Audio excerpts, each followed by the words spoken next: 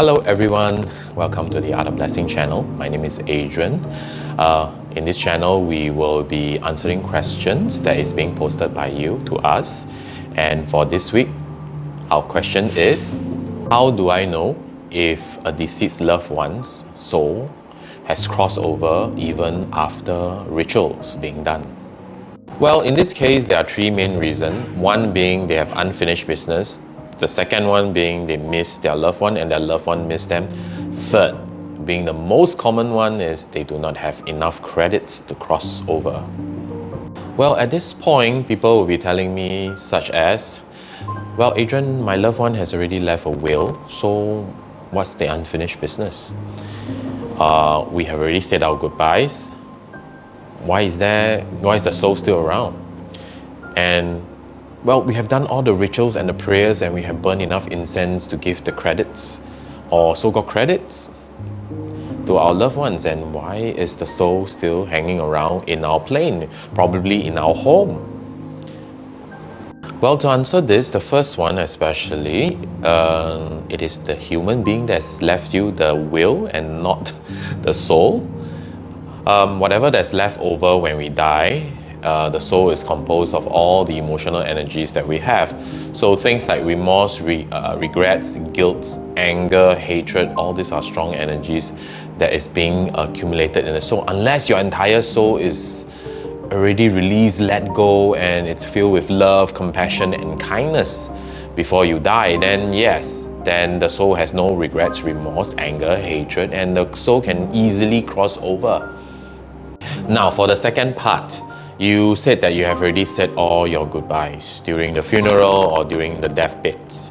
Ask yourself these questions: how many times at night or when you're alone you have called out the names of the loved one that has passed on? So these are the things that will lead the soul to still stick around, because they want to be around you, they want to be close to you because you kept calling their names. So you are the one that's not letting them go in this case. And for the third one, not the final one, a lot of people ask me, Adrian, what's this nonsense about credits? You mean I need to pay credit card or give them money before they leave or to cross over? No. What we meant here, credit, means your life lessons credit. Have you completed your life lesson in the first place? Have you completed your past karmas in the first place? Well, without completing all the life lesson and the karmic lesson, the soul will have no choice but to stay wandering around until they realize that they have not completed the lesson, and try to find ways and means to complete the lesson, or try ways and means to get your attention, to give them enough credits to complete the lesson in order for them to cross over. Well, let me just quote you an example of what we meant by unfinished business and not enough credit. So recently we have done a space clearing session for one of our clients. This is how it happens. We went to the client's home, we cleansed the space, and we cleared off all of the wandering souls and spirits that is stationed in that home. But at the end of it, we actually found one soul that is left in that space.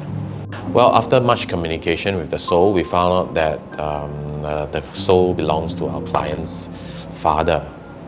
So the father is actually worried about his daughter, which is our client's sister. And the soul actually wanted our client to take care of his sister on behalf of the father. So we assured the soul that our client will comply and will take care of his sister. And this part becomes more complicated.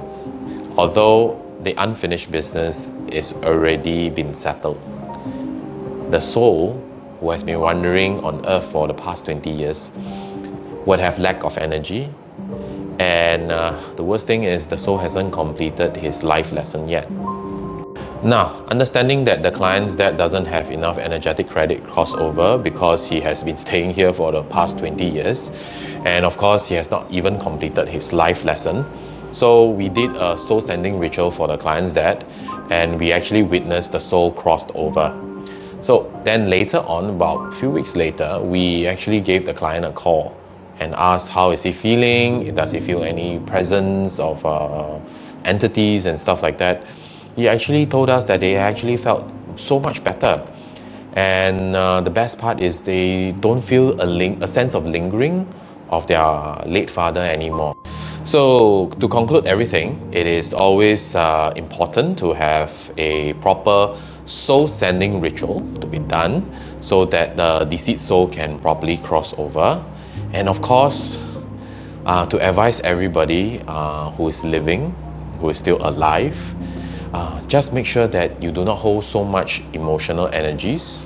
Try to get rid of as much emotional energy as possible, especially the regrets, remorse, the hatred, the anger, and all those things out from your life as soon as possible. I mean, to resolve every matter that you have in your physical life right now, it's important. Don't wait until the day that you're about to die or going to die, then you go and resolve all those things. It's a little bit too late. And of course, talking about life lessons and karmic lessons, it is always good to find out what's your life lessons, what are your karmic lessons that is still at large. Be very aware of what's going on. Do a lot of meditations, those meditations that can help you to do, say for example, a past life regression, or even to find out what are your life lessons all about. Those things are important for you. So do all these things, and well, trust me, when the day comes that you need to transit, you transit successfully without even having to say for example linger around anymore. Alright, so thank you so much for watching. If you have any questions for us for our next video, please drop us an email, or you can always leave a comment below. Take care now, bye bye.